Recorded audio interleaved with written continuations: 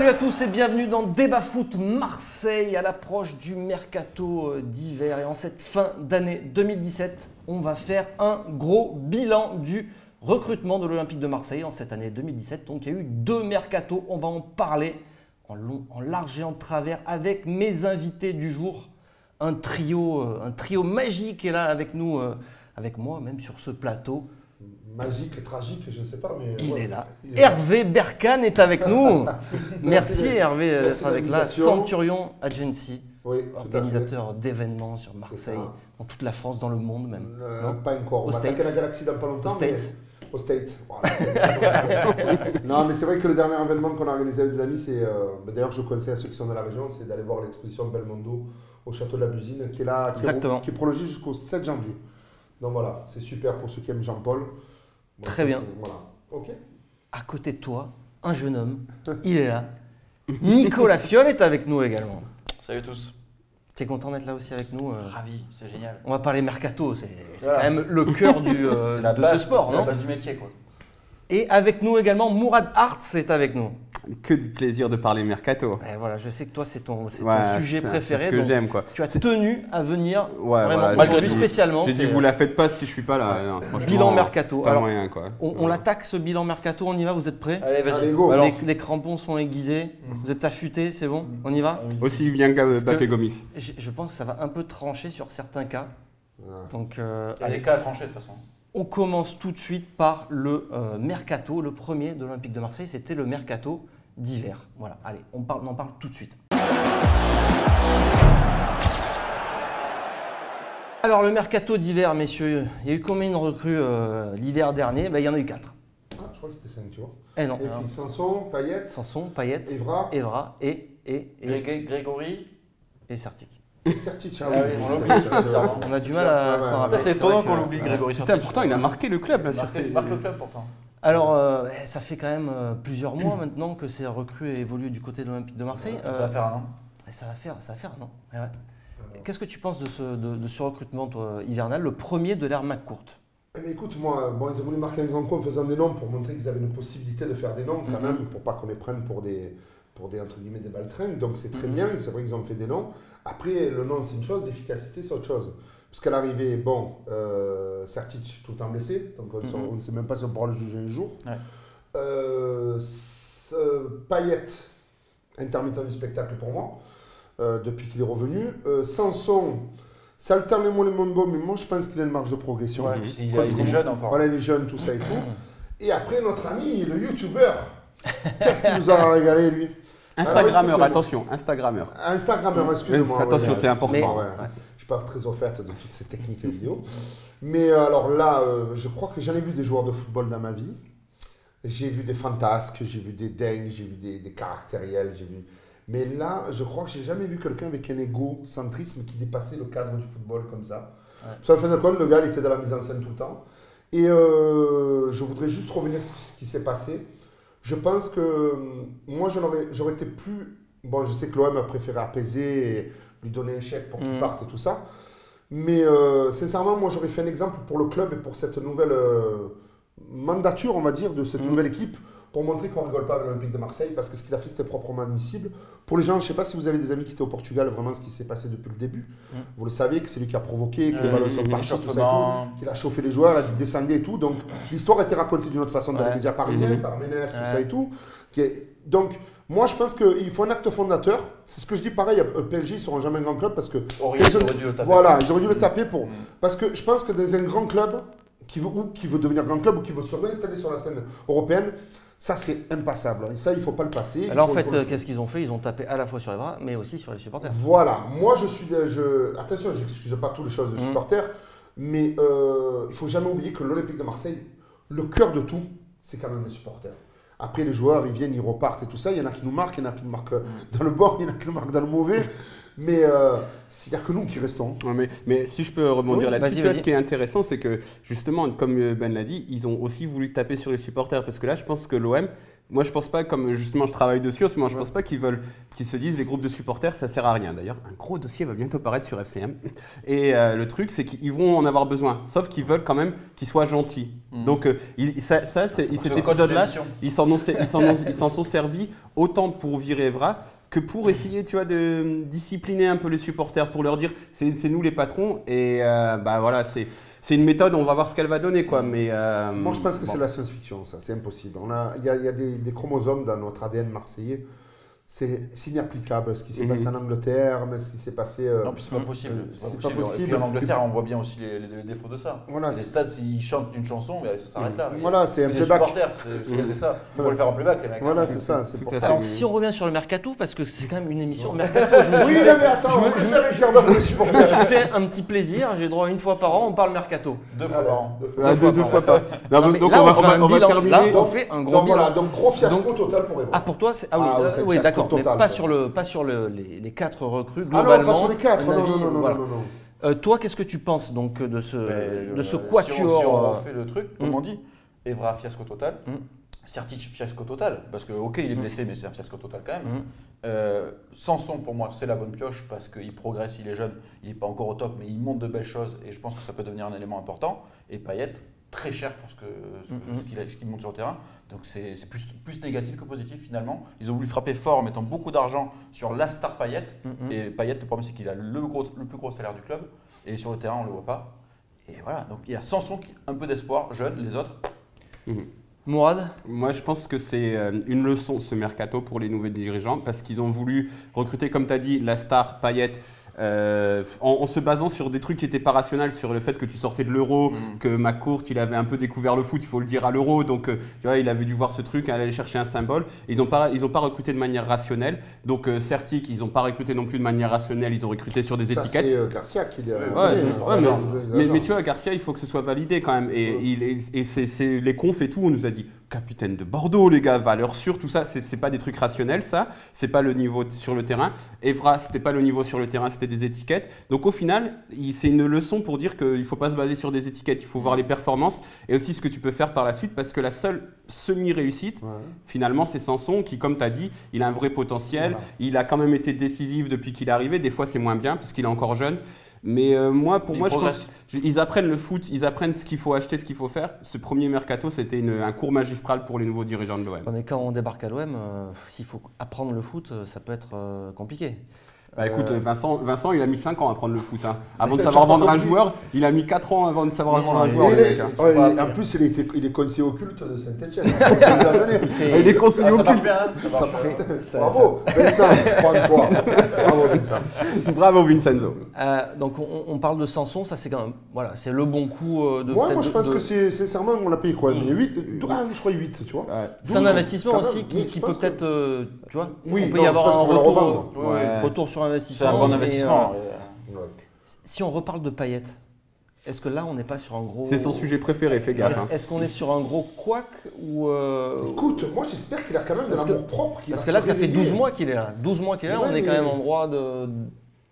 En tout cas, on a le droit d'être déçu. J'ai calculé en plus entre le transfert, le salaire qu'on a payé jusqu'à maintenant et les charges. La dernière fois, je me 6 ans de contrat. Ouais. Non, mais là, je ne m'arrête pas aux 6 ans. Là, on est déjà à 50 millions d'euros. Ça fait cher, la passe et le but. Donc, ce que je veux dire, c'est qu'il faut qu'il se bouge. Vous vous rappelez que Bielsa, il était rentré dedans pour qu'il reparte. Il y a tout juste un an. Parce qu'il est dans la dilettante, ce gars. Je ne sais pas pourquoi, comme il n'arrive pas à se motiver tout seul. Est-ce que Garcia, il le bouge? C'est ça la question aussi. Est-ce que Garcia a la faculté à rentrer dans les joueurs? Mais c'est pas son management. Dans les gros joueurs. Oui, dans les gros joueurs. De formation, il est déglingué.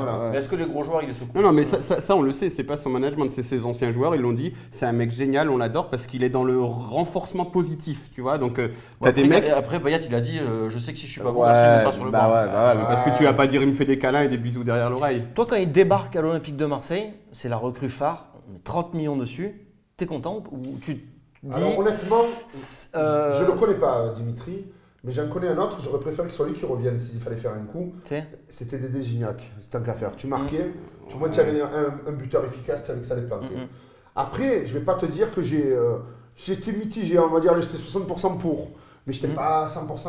Parce qu'on le sait que Payet, ça a toujours été son problème. Ouais. Les 2 seules saisons d'affilée qu'il a fait à peu près à un bon niveau, c'est quand il était avec Bielsa et chez les Anglais. Le reste de sa carrière, ça a toujours été. 2-3 mois. Voilà, et après sa partie, c'était le syndrome un peu Georges Weah qu'il avait. Tu sais, il jouait que certains mois dans l'année. Donc c'est pour ça que je me dis, voilà, c'était. Mais après, je comprends aussi qu'il y a du marketing. Il sortait de l'Euro, il avait un peu flambé. C'est une tête de gondole. Tu te dis quand même, c'est là où je lui en veux. C'est un mec qui doit te marquer 5-6 coups francs dans l'année, te faire des passes décisives. Là, on n'a rien vu. Bon, il ne cadre même pas les coups francs. Ouais, mais l'investissement, Nico, qui est fait sur ce jeu-là, il est énorme par rapport à l'enveloppe globale. Toi, à ce moment-là, ils avaient parlé des 200 millions, on est d'accord. Mais quand ils mettent 30 ou 35 avec les bonus sur Payet, tu te dis, ok. Les 200 millions, c'est de la flûte, ils vont mettre bien plus sur la suite. Donc on se disait, ok, Payet, c'est peut-être cher, mais s'ils mettent 50 millions sur un attaquant, comme on a pu l'espérer à un moment donné, on se dit, c'est pas grave, on aura un putain d'attaquant derrière, ça va aller. Mais non, en fait, c'est Payet ta star. Et à ce moment-là, on ne pensait pas que ça serait Payet ta star. On croyait que c'était le mec sympa du mercato d'hiver et qu'on aura du lourd au mercato d'été, ce qu'on n'a pas eu. Que tu aurais l'attaquant à 50 millions d'euros, tu sais que tu avais 20 buts. C'est ça, et ça, tu l'as pas eu. Toi, Mourad, tu étais plutôt joyeux quand tu as vu débarquer Payet. Moi, j'étais content parce que c'est un putain de joueur. C'est un bon joueur.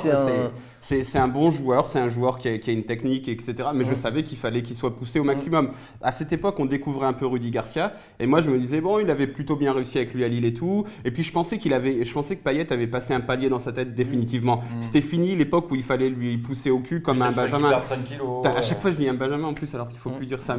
Mais un petit, tu vois, un petit du centre de formation, je pensais que c'était dans sa tête, ça y est, c'était passé. Force est de constater que non et qu'il faut toujours le pousser, etc. Donc après, c'était sa valeur sur le marché. Mais encore une fois, c'est une leçon. Il faut acheter des joueurs sur autre chose que sur des étiquettes. Mais sur la suite du projet, ça va pas peser lourd? Ça entame quand même le budget de 200 millions de mercato. Hein. Ouais, mais si tu avais recruté... Ouais, non, mais ça va peser. Mais lourd, aussi lourd que ça te bloque à un très gros joueur. Quoi. Mais ouais, si... puis t'as le salaire qui va... Contrat de 6 ans, je le redis, 6 ans. Parce qu'il prend 650. Avec les charges, ça te fait 1 million par mois, ça te fait 12 bars. Hein. En fait, et le truc qui a été le plus dur surtout, c'est c'est dans les négociations, parce que cet été, tout le monde a dit « Ah non, mais vous avez acheté Payet plus de 30 millions, vous lui avez donné ce salaire, donc vous nous donnez ça. » Là, j'ai l'impression que ça s'est un peu revenu, tu vois. C'est-à-dire que maintenant, tous les mecs veulent au minimum le salaire de Payet. Non, mais là, ils ont ferraillé cet été, et ils ont ferraillé sur tout le monde, sur tous les cas, ils ont eu du mal à dire « Non, mais on va pas vous donner ça, on va pas vous donner ça. » Résultat, je pense que ça, ils ont réussi à l'amortir. Il reste plus que le coût brut, comme tu disais, les 35 millions, les 50 millions sur un an, etc. Quoi. Mais bon. Allez, on va basculer sur le mercato d'été, parce que c'était là où on attendait l'Olympique de Marseille. Sur ce mercato d'été, alors on en parle maintenant, tout de suite. Alors messieurs, le mercato estival, c'était le moment où l'OM devait frapper fort. Ça avait été annoncé, donc il y avait énormément d'attentes. Ça a été teasé même pas en plusieurs mois. Ouais, ça a été teasé. On a entendu beaucoup de choses, notamment... Tisane, ça vient de là? Peut-être. Voilà, des sommes folles qui allaient être investies pour le départ. C'était le départ. Le point de départ du projet McCourt, ça devait être... On va frapper fort. Voilà, on va frapper fort, exactement. C'est ce que j'ai dit au début. Et donc, on a recruté 7 joueurs. Tu veux que je te les cite? Oui, parce que j'ai oublié peut-être la moitié. Alors, Valère Germain. Alors lui, 100% d'accord. Gustavo, Mandanda, Rami, Amavi, Abdenour et Mitroglou. J'ai l'impression qu'on a eu du mal sur la fin, non? Ouais, les deux derniers, c'était un peu compliqué. Voilà, les deux derniers, c'est ce qu'on a appelé donc les panic buys. Les achats paniques de dernière minute pour parler français. Il y avait une lourde défaite qui était passée par là, notamment à Monaco. Et une lourde défaite et un Olivier Giroud qui n'a pas voulu venir pendant 2 mois parce que sinon tu avais d'autres plans B. Mais comme tu t'es concentré sur Olivier Giroud, et ben après, au bout d'un moment, les autres ils ont dit on arrête d'attendre nous. Notamment. Alors donc on devait frapper fort. Est-ce que selon toi, l'OM a frappé fort comme ça avait été annoncé? Et est-ce que c'est une réussite ce mercato? Alors, pour les 5 premiers joueurs, ça va pour moi. C'est les 2 derniers. C'est-à-dire Germain, Gustavo, Mandanda, Rami, Amavi. Alors Germain, Gustavo, top. Pour moi, Germain, c'est... Alors, moi j'ai une théorie. À l'Olympique de Marseille, depuis les avoir joué depuis cette année, tu peux mettre n'importe quel attaquant. Les milieux de terrain, ils ne lâchent pas le ballon quand il faut dans le temps. Donc c'est pour ça qu'il n'y a pas de ballon qui arrive sur l'attaquant. Tu pourras mettre pif paf foum devant. Tant que tu n'as pas résolu ça, c'est là où j'en veux à Garcia de ne pas les prendre les milieux de terrain et leur dire venez on va manger ensemble, maintenant je vais vous expliquer le football. Je ne peux pas le faire devant les autres, peut-être vous allez vous vexer. Et lâchez-moi ce ballon. C'est pas possible. Parce que je suis désolé, hein, Germain, c'est le mec peut-être le plus intelligent dans le jeu depuis Michael Pagis. Il a le sens du but en plus. mais seulement il ne le trouve pas. Mitroglou et NJ, par contre, il a ce côté feu folie, lui il a besoin de personne. D'ailleurs, tous les buts de Valentin, c'est Calubier qui les doit. Mais, ce qui est bien aussi, c'est que personne n'a besoin de lui. Après, Ça va dans les deux sens. Quoi. Non, je pense pas que ce soit si mauvais que ça. Ça faisait longtemps, c'est méchant, c'est gratuit. C'est vrai que je suis d'accord avec toi sur Germain Cuy à la Pagie, c'est le même genre de joueur. Ouais. Mais par contre, le Cuy football de NJ. Ah non, ça n'a rien à voir, attention.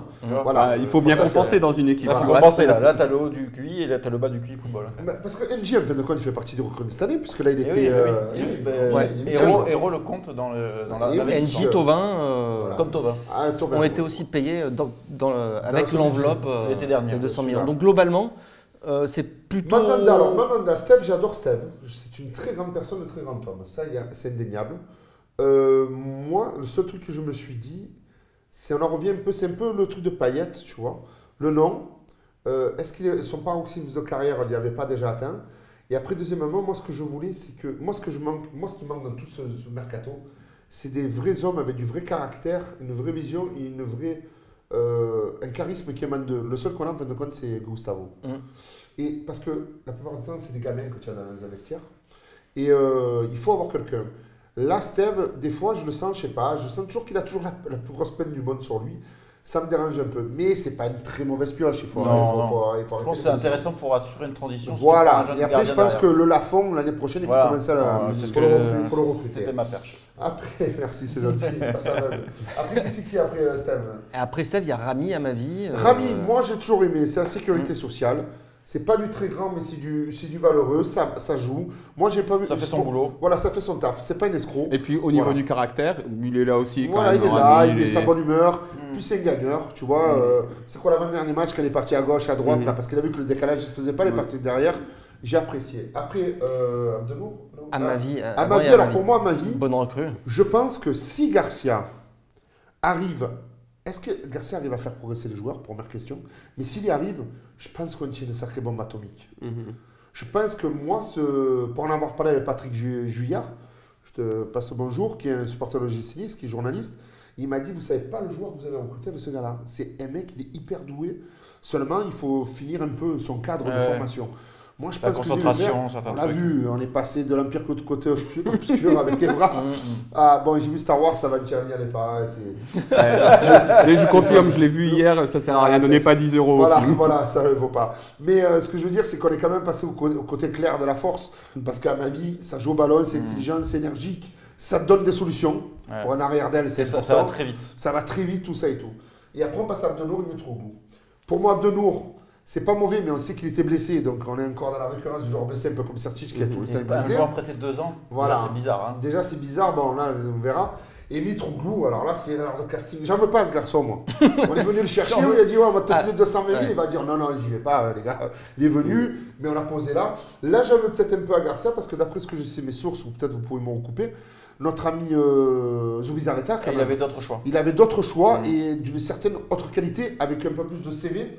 Un peu plus de stats peut-être, parce que j'ai un ami à moi par contre qui suit le championnat du Portugal, Seb en l'occurrence, qui me disait, tu sais, 80% ou 85% des buts qu'a marqué Mitroglou au Portugal, c'est en dehors du top 4. Tu vois, il marquait beaucoup, mais contre les petites équipes. C'est le Zlatan du Benfica, quoi. Un peu, tu vois ce que je veux dire? C'est-à-dire qu'il me dit c'était pas contre Porto, tu vois ce que... Voilà. Donc, il va bien s'entendre avec Rudy Garcia, je pense alors. Parce que lui aussi, 80% des points qu'il prend, c'est en dehors du top 4. C'est vrai. T'es satisfait toi de ce mercato? Moi, c'est que des transitions méchantes. Bravo. C'est gratuit, c'est méchant, c'est Football Club de Marseille. Donc moi, je suis à peu près d'accord avec tout ce que tu as dit. C'est vrai que dans l'ensemble, quand même, il y a quand même de la satisfaction. Je pense qu'il fallait amener de l'expérience à cette équipe. Mandanda, Rami et Gustavo. Gustavo, j'en parle même pas parce que c'est un extraterrestre dans cette équipe. Tu te demandes même ce qu'il fait là à des moments. Donc ça, c'est des très bons choix. Germain, je pense dans un collectif huilé, effectivement, c'est un bon attaquant. Ça ne sera jamais non plus une star internationale, mais c'est un bon attaquant. Après, à ma vie, très bon prospect.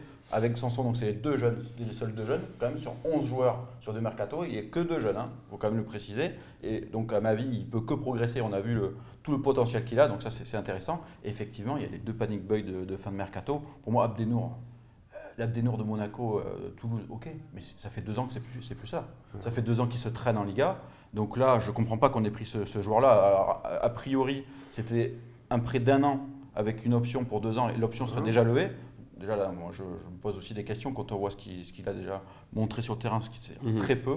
Il est lent, il n'est pas physiquement au top, il est pas rassuré. On le voit qu'il n'est pas à l'aise, il n'est pas bien. C'est le Doria tunisien, quoi. Est-ce qu'on peut Doria tunisien, mais en plus lourd. Qui a beaucoup mangé quand même. Il a mangé 2 Doria. Mourad, tu es satisfait? Attends, je finis avec Mitroglou. Mitroglou. Mitroglou. Mitroglou, effectivement, je pense que c'est pas le top attaquant qu'on attendait. Ah non, ça. Mais on n'a pas vu encore non plus le vrai Mitroglou. On l'a vu je ne sais plus quel match où il était. Est-ce que tu es prêt à parier là-dessus ou pas? Non, je pense qu'il ne peut pas faire pire. D'accord. Donc ça sera forcément mieux.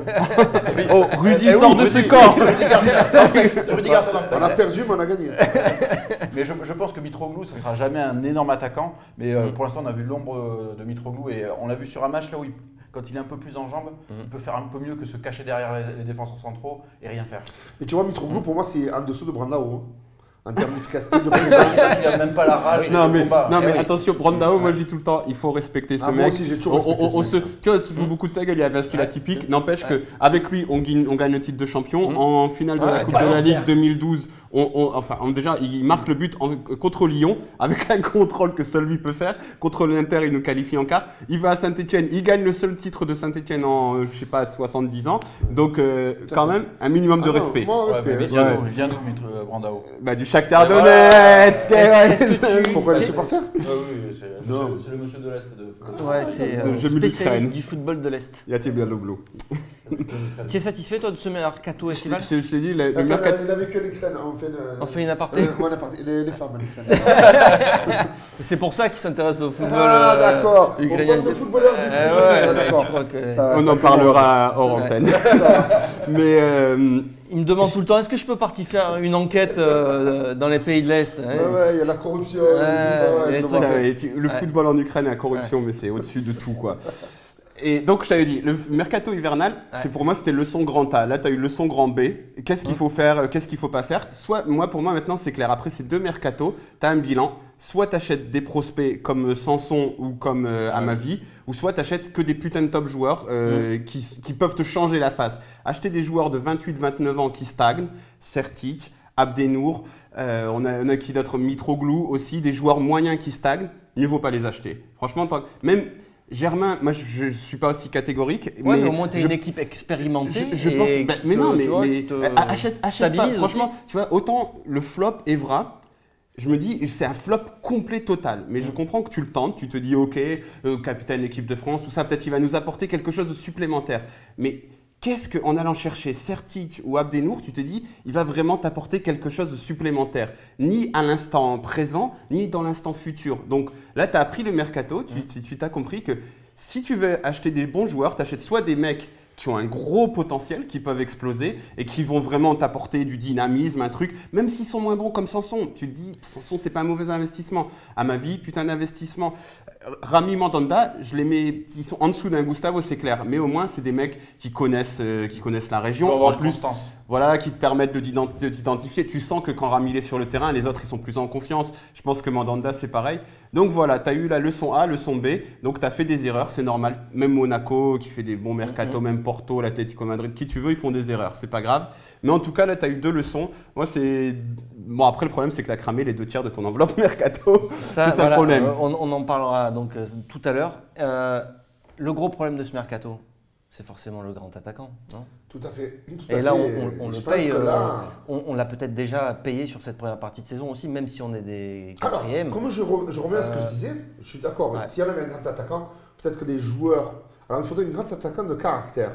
Je vais vous donner une anecdote, je l'ai déjà servi 2-3 fois, mais pour ceux peut-être qui ne la connaissent pas. J'ai un ami dans le football qui s'appelle Vedran Rogneux et qui m'a expliqué l'arrivée de Didier Drogba à Chelsea.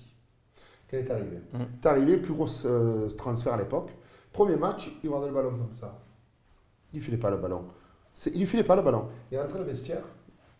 Je ne vais pas vous dire comme il a fait, mais il a été très vulgaire. Il n'a pas menacé, mais il les a tensés. Il a dit maintenant, là, il était respecté, ils lui ont filé le ballon. C'est bien beau d'avoir un attaquant. Là, moi, ce que j'ai l'impression, c'est qu'il n'y a pas de forte personnalité devant entre les gentils. trois, que des gentils. C'est vrai. Donc, ils ne sont pas capables. Moi, je suis désolé, je joue dans une équipe comme ça, je vois les ballons, ils n'arrivent pas.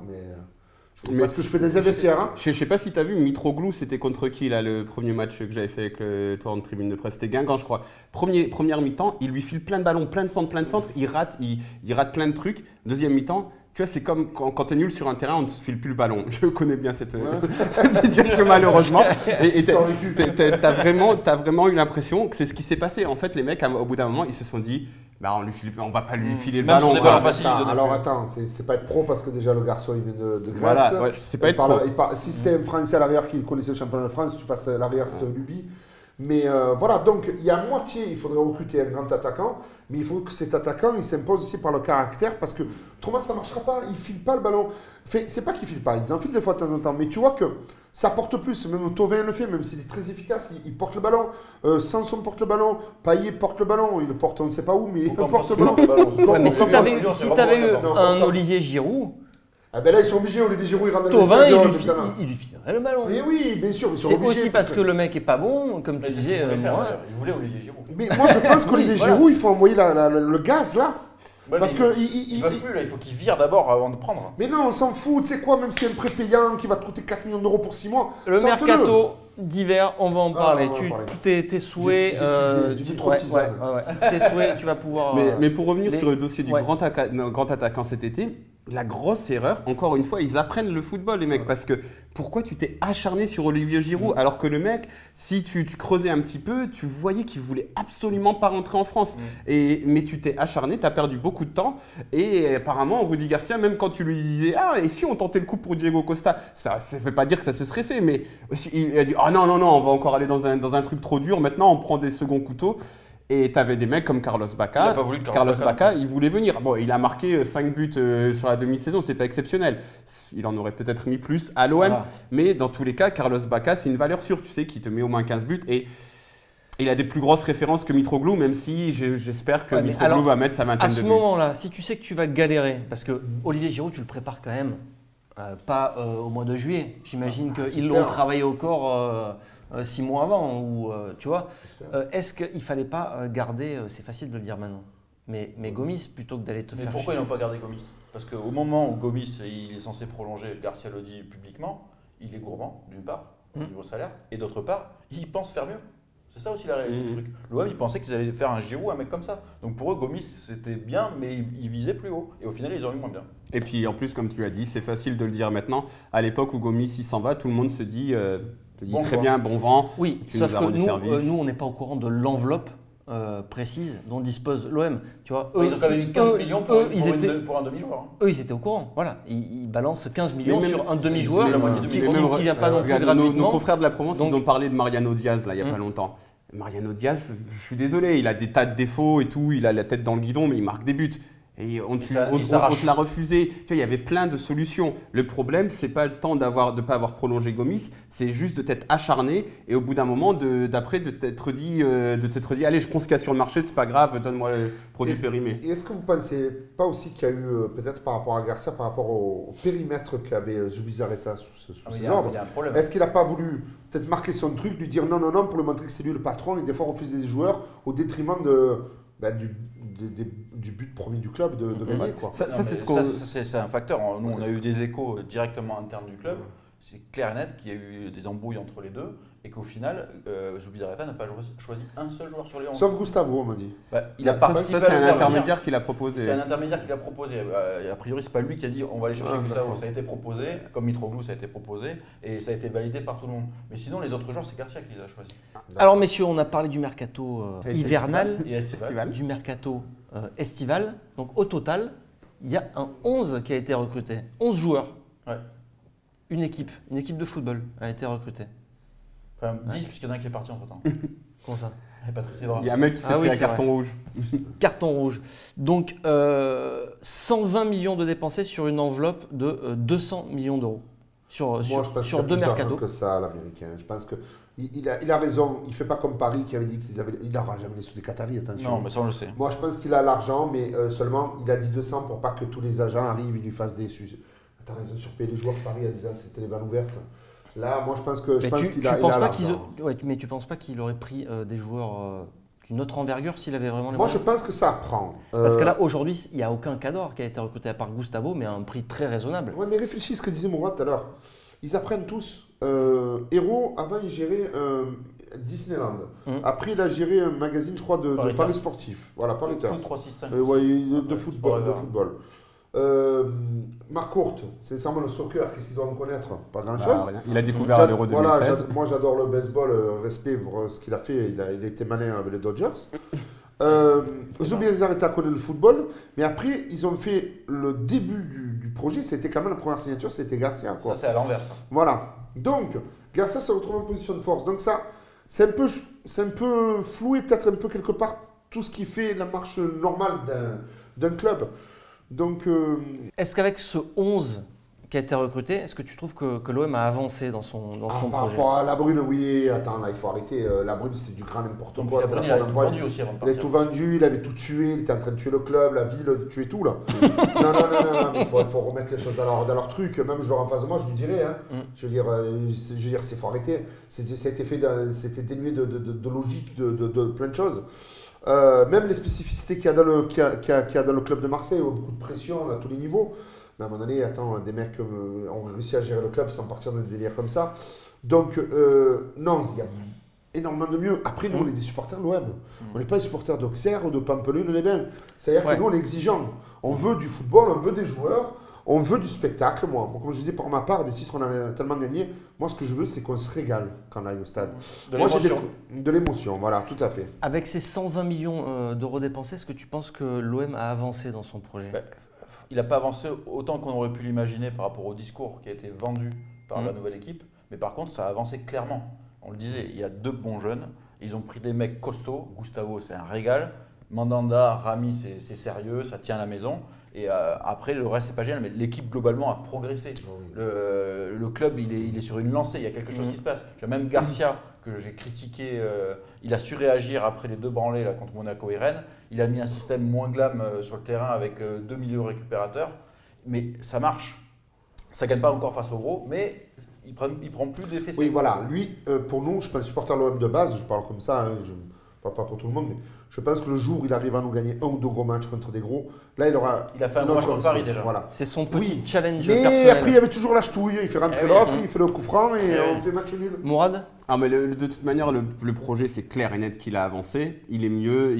Là, on est revenu à un niveau acceptable. Voilà. Mais voilà, on est revenu à un niveau acceptable. Il fallait reconstruire. On est revenu à un niveau acceptable. Comme tu as dit, complètement d'accord. On veut aussi du jeu. On veut aussi avoir des émotions au stade Vélodrome. Parce que sinon, tu fais pas une campagne de communication. Tu dis OM à la folie, etc.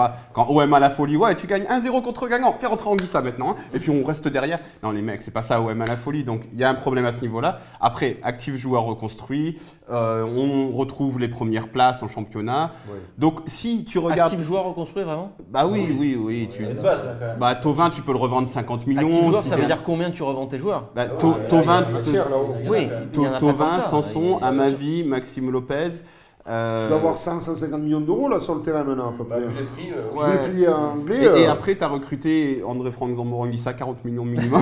Il y a des offres de 15 à 20 millions qui ont été refusées. Non, mais l'été prochain, 40 millions, je te dis direct. Mais après, tu as aussi. Et aussi. si ça se trouve, on va pouvoir acheter, je sais pas moi, Suarez l'année prochaine. Bien sûr. Après, Michel Suarez. C'est mon frère. Et puis après, l'autre truc, je pense que dans le creux dans ta question, c'est on a recruté un peu des vieux. Mais il nous fallait des vieux pour assurer, pour être des tauliers. Gustavo, Mandanda, Rami. Ça, ils ont eu raison. Et c'est là où ils ont été efficaces parce que si on est 4e aujourd'hui, à mon avis, c'est largement grâce à ça. Mais je pense qu'ils se sont trompés sur ce qu'on disait sur la fin parce que c'est bien d'avoir pris Ami, c'est bien d'avoir pris Mandanda pour assurer le truc, Gustavo, etc. Mais ils ont pris que 2 jeunes sur 11. Et je pense que s'ils avaient pris 4 jeunes par exemple sur 11 au lieu de prendre Mitroglou et Abdenour, par exemple, s'ils avaient pris des mecs un peu plus jeunes, un peu plus prospects que tu peux faire évoluer, ça aurait peut-être été un peu mieux parce qu'ils ont perdu un peu de temps.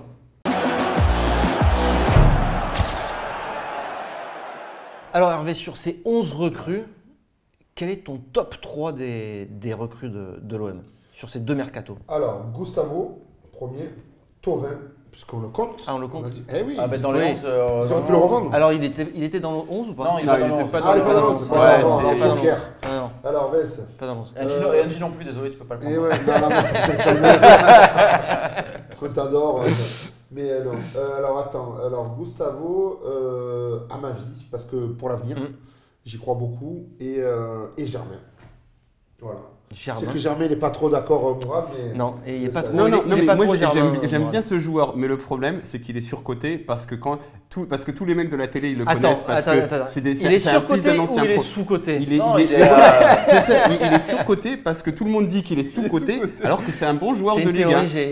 Il a expliqué 10 fois, j'ai jamais rien compris. Tout le monde dit qu'il est sous-coté. Non, c'est peu le plus, peu le moins, mais on fera une émission spéciale pour expliquer cette théorie. D'accord.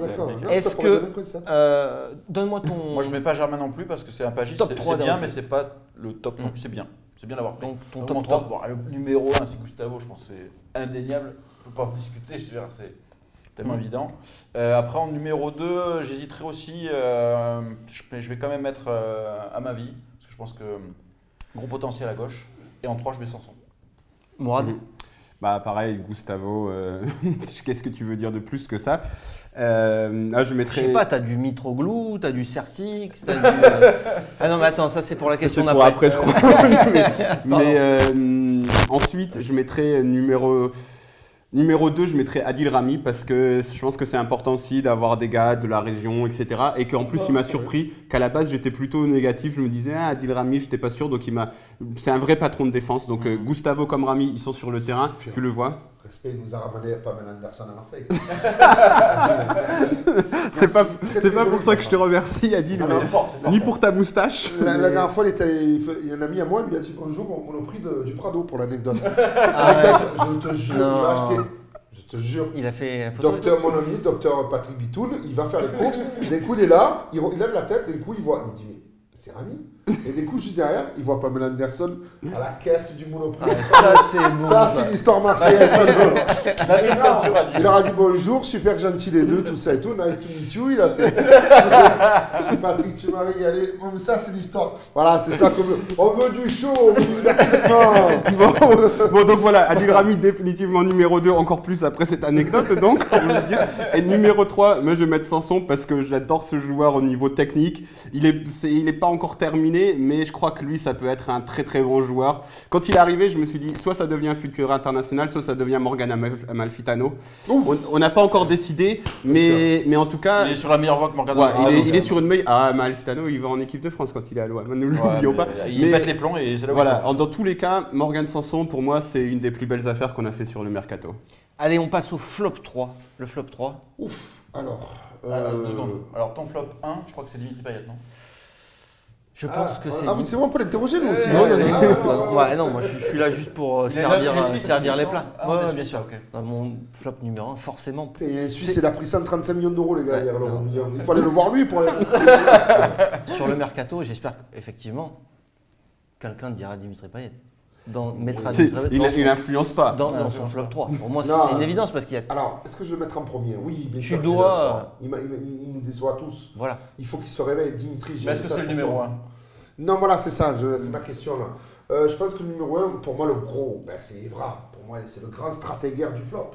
C'est-à-dire qu'il arrive au-dessus, quoi. Le mec, il nous a régalé. Tu vois, puisqu'on me demande mon avis.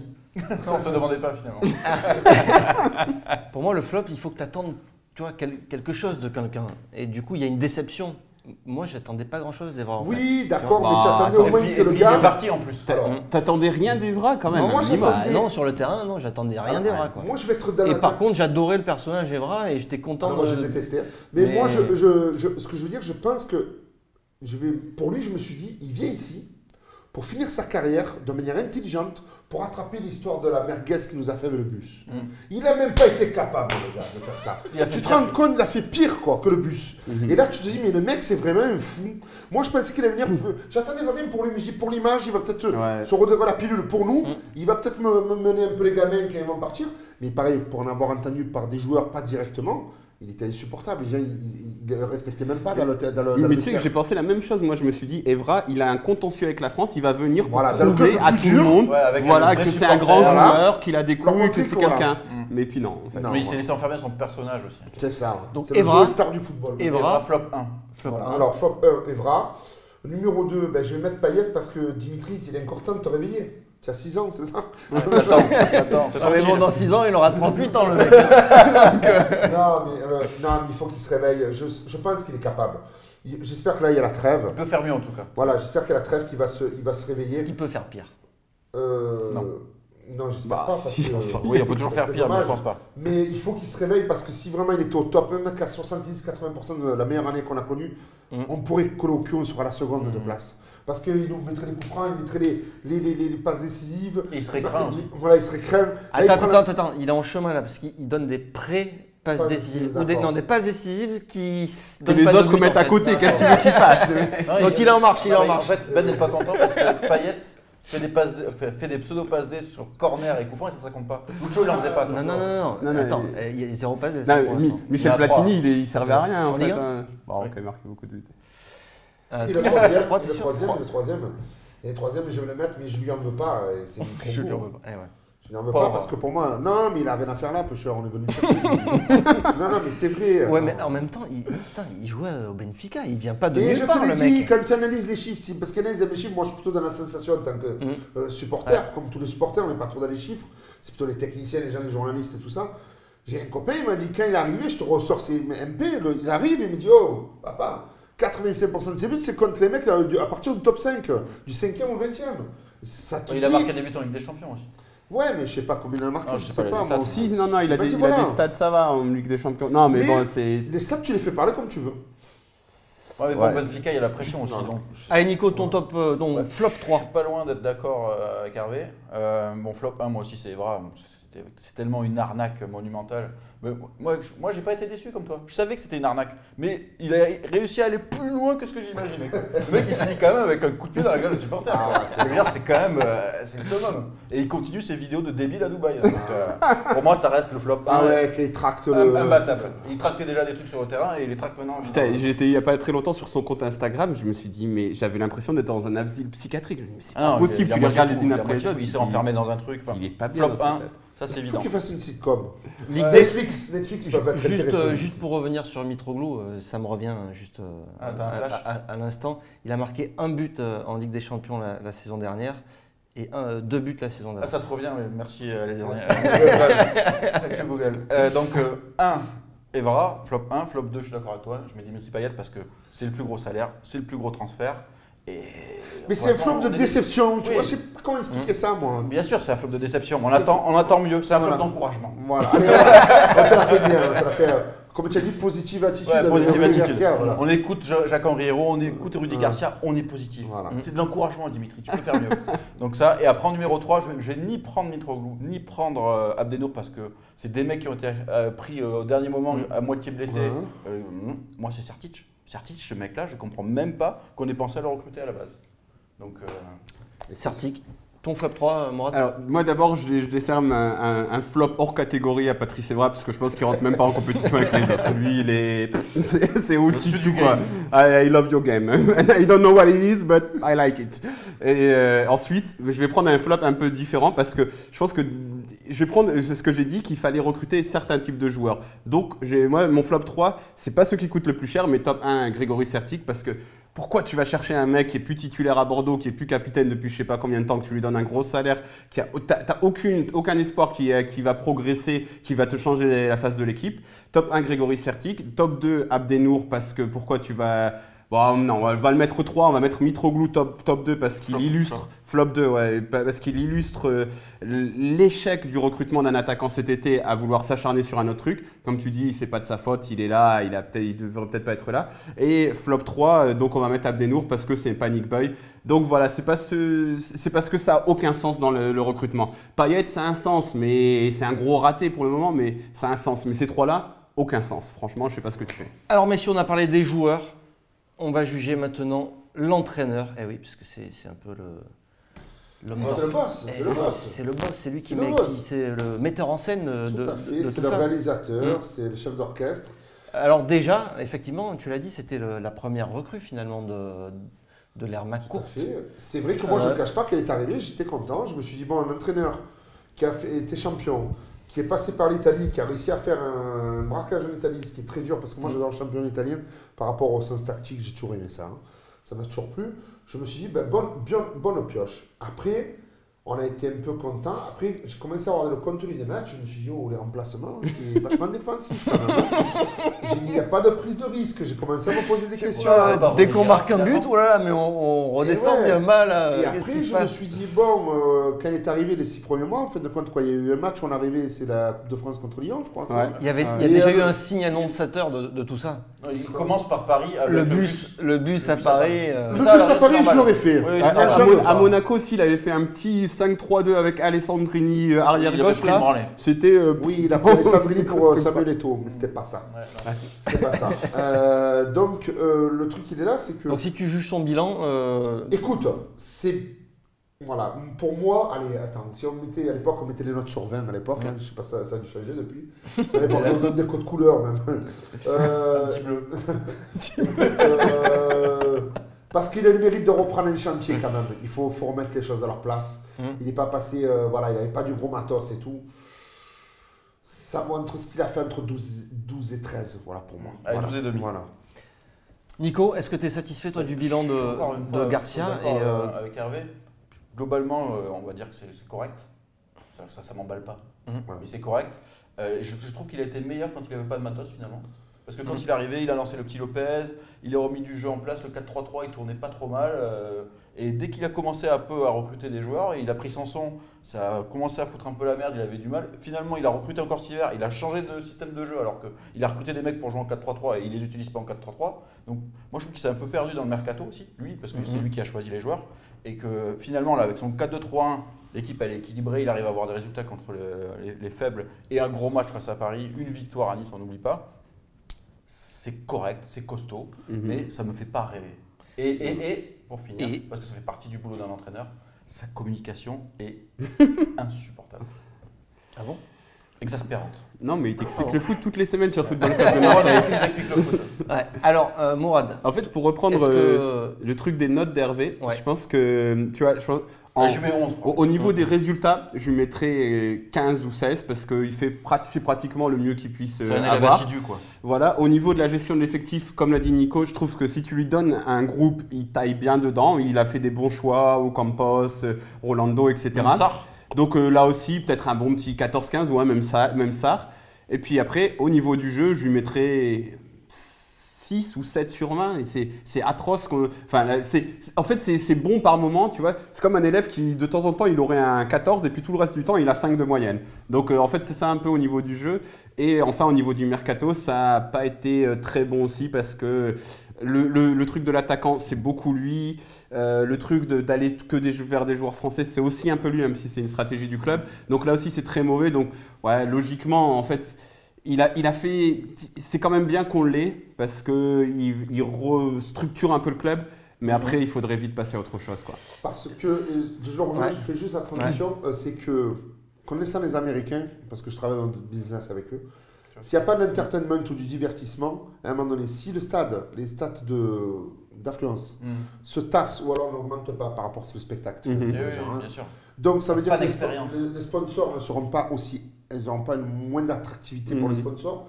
Ça fait un enchevêtrement. Donc moi je pense que son prochain défi, cette année, c'est de nous finir de faire les 3 premiers. Mais si tu veux rester là et que tu veux t'imposer, change ta mentalité, pars plus sur l'offensive, va faire un stage avec les armes. Mais tu sais, le problème, c'est que il va falloir qu'il gagne le cœur. Mais tu vois, le problème, c'est que j'ai l'impression que plus personne ne sait en France que c'est du jeu offensif. Tu vois, à chaque fois qu'on dit, mais Garcia, il n'est pas offensif, on dit, mais attends, qu'est-ce que vous appelez du jeu offensif? Encore avec votre Argentin. Hein, c'est comme... Et puis personne, même les journalistes parisiens, ils te disent, oui, mais c'est pas mal, ça joue offensif. Mais tout ça, tu vois, tu vas en parler à Didier Roustan, il va te dire, ouais, il va te dire, et lui, ça lui parle. Mais les autres, maintenant, tout le monde regarde le foot avec des yeux d'économiste. Français, tu as raison. Des yeux d'économiste. Et c'est ça le problème. Donc, est-ce que Hérault, tu vois, quand il y a des purges, est-ce qu'il se dit, ah, c'est nul le jeu? Et vu qu'il n'est pas non plus un grand fan de foot, est-ce qu'il se dit pas, non, c'est pas mal, je vois pas ce que vous reprochez à cette équipe. Moi, j'ai peur des quatrièmes. Qu'est-ce que tu nous reproches? La réponse, elle est là. On est quatrième, on est qualifié en Europa League. Et est-ce que le problème aussi de Garcia, c'est pas tous ses échecs contre les grosses équipes. Il n'arrive pas à passer le cap. C'est comme Roland Courbis qui n'a jamais gagné aucun titre. C'est la stat Merci. qui est... Roland, si tu nous regardes, il y a une stat qui est terrible, c'est 2 points sur 24 et voilà. Ben lui, contre Paris, c'est ça Maroc, Lyon et Monaco depuis son arrivée. C'est ça.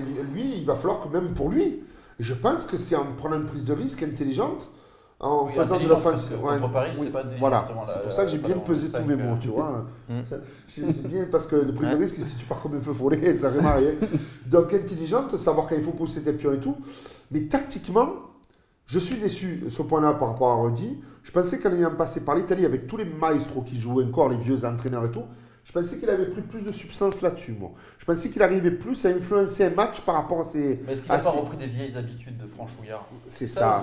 Est-ce qu'il n'est pas revenu dans le moule ici? Parce que moi, j'ai l'impression qu'après avoir pris les 2 tannés face à Monaco et l'humiliation à Rennes à domicile, j'ai l'impression qu'il est revenu un peu dans la gestion bien française, où effectivement, on fait des changements défensifs, on mène à 0, on arrête de jouer à l'extérieur. Toutes ces choses-là, il fait que de la gestion au début. Il est que dans la gestion. C'est comme Didier Deschamps. Je me souviens, il était que dans la gestion. Là, contre Saint-Etienne, le dernier match, franchement, les gars, moi, depuis que j'ai une carte de journaliste, je me sens plus pété. Hein, je veux le dire. Au stade, tu vois super bien le truc. Tu vois, tu as une super position, tu es parfaitement au centre et tout. Tu vois, contre la première mi-temps, contre Saint-Etienne, on est haut sur le terrain et tout. Retour des vestiaires. Tu vois, les mecs, ils restent dans leur milieu, dans leur moitié de terrain. On a de la chance que Morgan Sanson, il provoque ce carton rouge. Après, de manière, Saint-Etienne, c'est une équipe en bois cette année. Mais sinon, que dans la gestion. Tu fais une première mi-temps super, tu vois qu'il peut jouer. Au lieu d'appeler 2-3 et de se dire allez, c'est bon, non. Après, tu sens que dans les vestiaires, Rudy Garcia il a dit allez les gars, hein, et puis on se gère un petit peu, on fait gaffe aux efforts et tout. Donc, puis la gestion, ça fait jamais venir les supporters au stade. Pour finir sur Garcia, le fait que ce soit lui qui est géré quasiment. Il a les clés du camion au niveau du mercato, il ne faut pas se leurrer. Qu'il ait les clés du mercato comme ça, c'est pas problématique pour la suite? Moi, je pense que c'est problématique. Je pense que le directeur sportif est là pour trouver des prospects.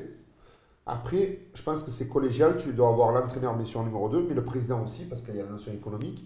Et ça doit se décider à 3, ça, et de manière intelligente. Je pense pas que. Parce que s'il choisit tous les joueurs, que Garcia le vire. Pour une raison. Tous les joueurs, après, ils jouent plus parce qu'il n'y a plus leur entraîneur. Comment on fait? Non, moi, je pense que c'est le club qui doit être plus grand que n'importe qui. Et qu'un club, c'est une entité, un état d'esprit, une philosophie. L'OM, c'est tout dans le slogan, c'est droit au but. Donc, c'est pas jouant derrière, voilà.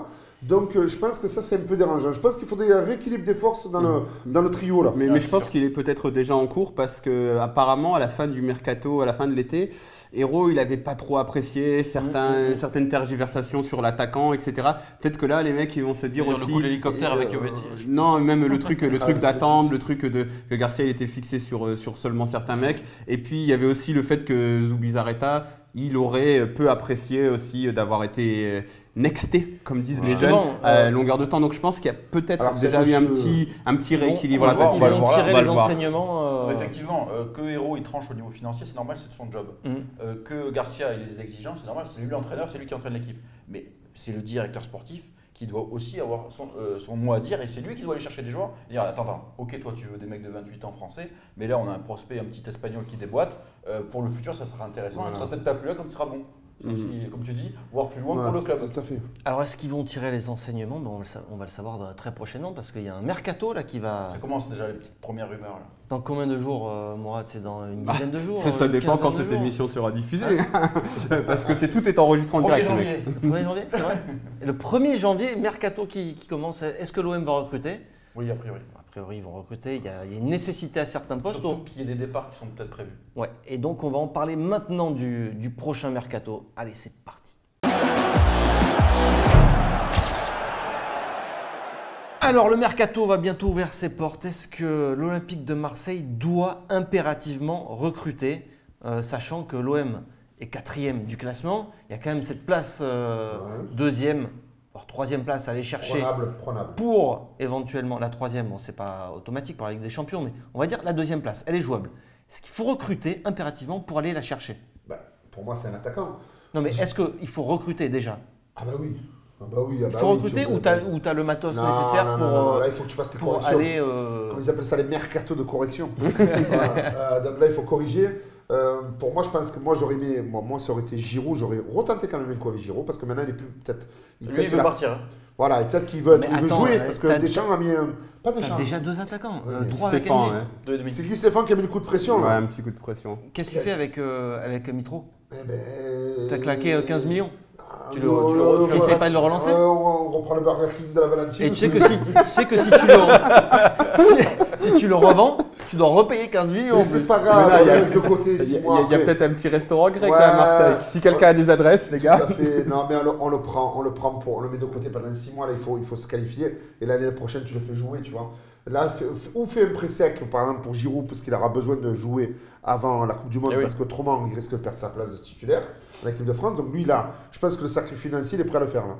Là, je pense qu'il est presque même prêt à donner de l'argent. C'est pas sûr, hein, moi, de ce que j'ai encore entendu, dernière déclaration même de son agent. Je pense que quand même jouer une Coupe du Monde, je pense que tu changes tes dispositions.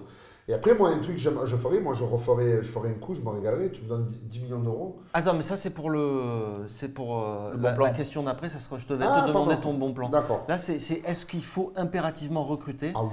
Pour toi, c'est oui, il faut recruter, sinon tu n'iras pas concurrencer Lyon et Monaco avec cet effectif-là. Non, tu peux pas parce que devant, tu es limité. Et puis un peu d'électricité peut-être au milieu de terrain, un peu. Ouais. Aussi, des fois, ça manque. Gustavo, ça c'est pas mal, mais c'est pas fini. Un peu de grinta, un peu de folie. Un peu sud-américain, non? Ouais, un mec qui aiguise ses crampons avant de commencer, tu vois. Avec une alors, Nico, quand tu regardes le 11 de l'OM, tu te dis qu'il y a des manques à des endroits qu'il faut effectivement corriger il y a effectivement... pour aller toujours pareil, hein, en tête. Oui. Est-ce qu'on peut aller chercher cette deuxième place? Oui, je pense qu'on peut, mais effectivement... Comme ça, sans rien faire? Il faut rectifier certains trucs. Effectivement, il y a le problème de l'attaquant, mais je suis plutôt d'accord avec ce que tu disais en début d'émission. Tu parlais du fait que c'est peut-être le collectif qui fait que tu peux mettre n'importe qui devant, il n'a pas de ballon pour l'instant. Donc là, je pense qu'il y a un problème aussi collectif par rapport à ça. Donc l'attaquant, tant qu'il n'y en a pas un qui part, je pense que ça va être compliqué. Moi, je pense qu'il y a d'autres secteurs qu'il faut renforcer. Pour moi, il faut un défenseur central. D'une part, parce que celui qui est à côté de Rabi, pour l'instant, il n'est pas convaincant. Et en plus, Rolando est en fin de contrat en juin. Ah, d'accord. Oui, pour te projeter. Moi, j'anticiperais, je prendrais un mec un peu plus jeune. Qui vient... C'est Rolando, tu as vu, tout le monde tirait des cailloux, il fait le job. Il a une expérience du haut niveau, voilà, Rolando. Il a joué à Porto, il a joué à l'Inter. C'est vrai. Donc, moi, je prendrais un jeune en défense centrale. Et je prendrais aussi une doublure pour Gustavo. Je suis le seul à pas être sûr qu'il faille recruter parce que moi, en fait, pendant longtemps dans ma tête... toi, tu veux pas la... On met la caillasse. non, mais justement, en fait, c'est parce que je sais qu'il n'y a pas trop d'argent. Et pendant longtemps, je me suis dit, si ça tombe, tant Rudy Garcia, il part à la fin de la saison, et on va pouvoir recruter d'autres types de joueurs. Mais là, vu que je me dis, c'est sûr qu'on repart encore une année avec Rudy Garcia et que de toute manière, tu as vu que tu as cette enveloppe des 200 millions plus ou moins, etc. Je me dis, est-ce qu'il faut encore claquer sur des joueurs à la Rudy Garcia? Bon, peut-être qu'il y a eu un rééquilibrage du truc et tout. Et puis surtout, moi je sais pas trop. En plus, le mercato d'hiver, tu vois, si c'est pour aller chercher Gonalon, sérieusement, c'est bon quoi. Essayer de jouer André-Franck Zambo-Anguissa, c'est pas le mercato où t'as des bons joueurs. Tu vois, si en Amérique du Sud, c'est la fin de la saison là-bas. Ouais. Selon toi, où est-ce qu'il faut aller chercher des recrues dans quel secteur de jeu? Non, après je suis comme tout le monde. Je pense que défenseur central, milieu de terrain, tu vois, mais vraiment quelqu'un comme je dis. Moi, il faut quelqu'un, soit un mec vraiment, tu te dis, il change la phase de l'équipe, ou soit un jeune qui peut vraiment faire quelque chose. Et en attaque, en attaque, je sais pas, moi je suis partagé parce que c'est vrai qu'on en a trop des attaquants. Donc si en plus tu t'en ramènes un autre, qu'est-ce que tu vas faire? NJ avec ses 5 buts, il est peut-être vendable aussi. Hein. Il y a peut-être moyen ça. Il est dans la rumeur des mecs qui peuvent partir. Il y a NJ, Doria et Belimo. Alors j'ai une mission pour vous, pour clôturer cette émission. C'est que je vais vous donner un petit peu d'argent chacun. Le carnet de chèque de M. McCourt. Et vous avez droit à une recrue. D'accord. À une recrue, vous pouvez vous faire plaisir. Bon, de recrues, non. Pas non plus s'enflammer, on va dire entre 10 et 20 millions. On peut pas prendre Messi quoi. Non, ça va être compliqué. De toute façon, là, je pense pas. Donc voilà, entre 10 et 20 millions d'euros, on va dire que c'est le prix moyen des recrues de l'Olympique de Marseille, ça se situe c'est à peu près ça. Écoute, pour moi, si tu me poses la question, je pense que je fais Dédé Gignac. Pourquoi? Avec Dibar, on le fait venir 2 ans, il fait une saison et demie. Après, peut-être il aura l'âge pour la. Comment on dit quand tu es là? En conversion, voilà. Il fait quel âge? Il doit avoir dans les 32, 32. Je pense. Peut-être il fera une saison en plus. Mais ce qu'il y a, c'est que, premièrement, le ballon, moi je suis sûr que le ballon il va arriver maintenant devant, dans les pieds de l'attaquant. Ça, je vous mets 10 cartes sur table, connaissez le caractère du bonhomme. Deuxièmement, il connaît le club efficace. Et troisièmement, peut-être il peut se dire, bon écoute, tout le monde les places sont prises à l'équipe de France pour la Coupe du Monde.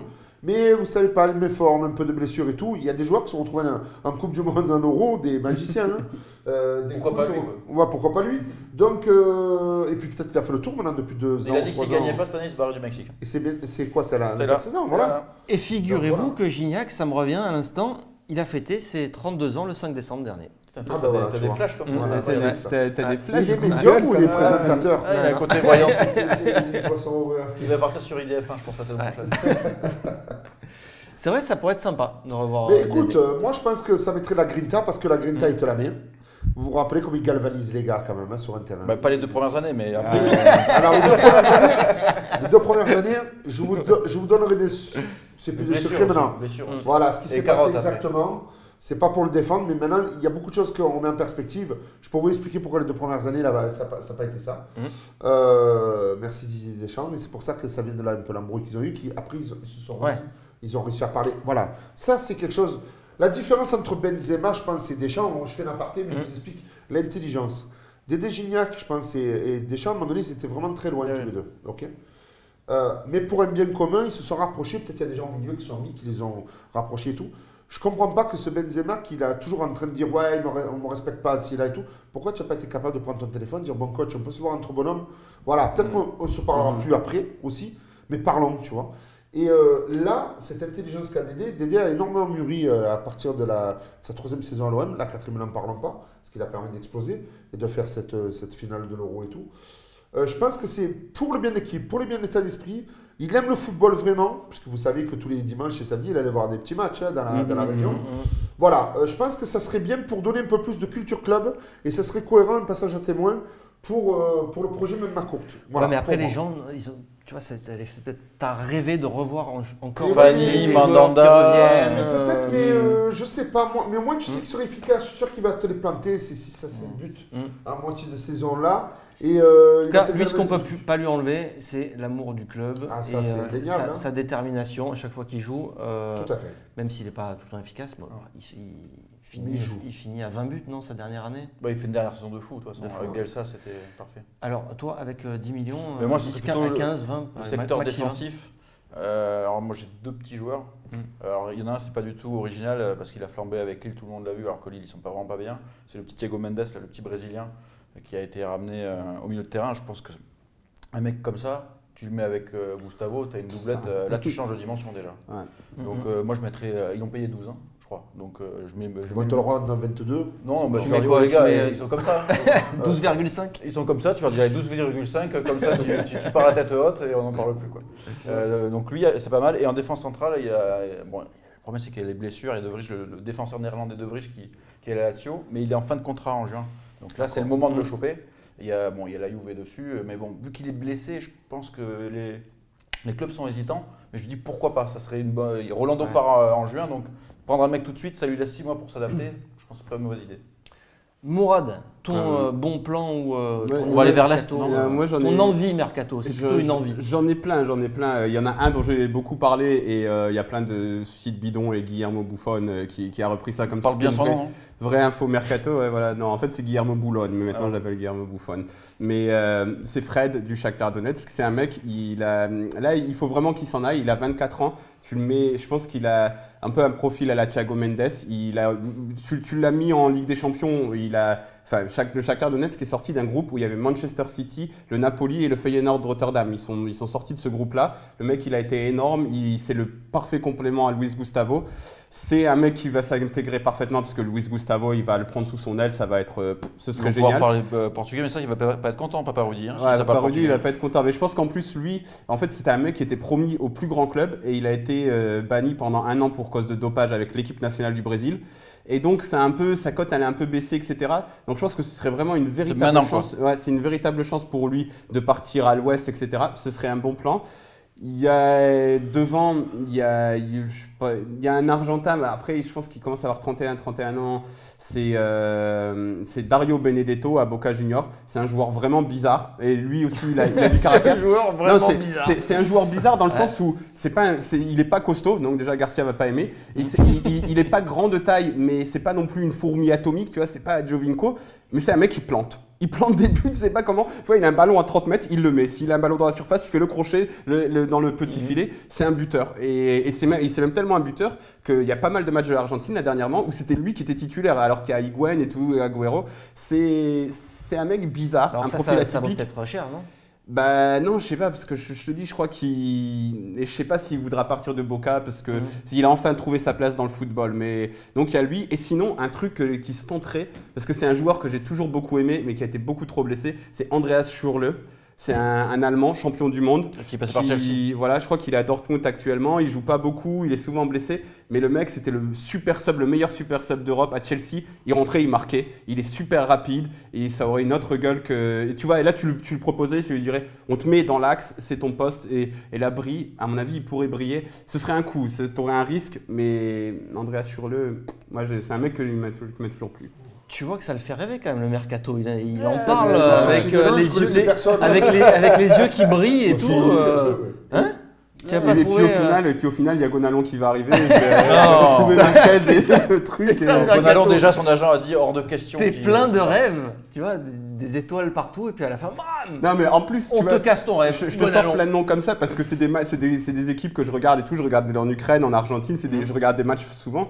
Mais après, ça ne veut pas dire qu'ils réussissent, tu vois. Il ne faut pas non plus se dire qu'il y a que les étrangers qui peuvent réussir, tu vois. On n'est pas recruteur. Hein. Mais bon, Luis Gustavo, il n'est pas français, il n'est pas de Perpignan. Merci messieurs, c'est déjà la fin de cette émission. Ça a été court, mais bon. On a rigolé. Ce soir, c'est réveillon. Hein. Ouais, c'est ça. Ce soir, c'est réveillon. Alors, et joyeux Noël. Ah non, merde. Donc, c'est vrai, non, bon boudin. C'est pas encore. Quelle journée? On sait même pas quelle journée. C'est même ça. Voilà. C'est pas encore les prods du niveau de TF1 où tout est timé. On est entre le 20 décembre et le 5 janvier. Voilà. Choisissez. On est perdu dans l'espace-temps. Il faut souhaiter la bonne année aux gens alors. Mais non, mais peut-être pas encore. Pas encore. Ah oui. En tout cas, joyeux Noël. On sait pas quand ça passera, mais joyeux Noël. Hervé, merci beaucoup d'être venu. Merci à vous les gars. J'espère que tu reviendras nous voir prochainement. Vous êtes obligé. Vous êtes obligé de revenir chaque semaine. Voilà. 2 fois par semaine même. Enfin, pas pour moi, j'ai réussi à négocier ça. Mais... Allez, merci à tous de nous avoir suivis. On vous donne rendez-vous tout au long des fêtes pour des émissions spéciales, forcément spéciales Mercato. À très bientôt. Merci à tous. Ciao, ciao.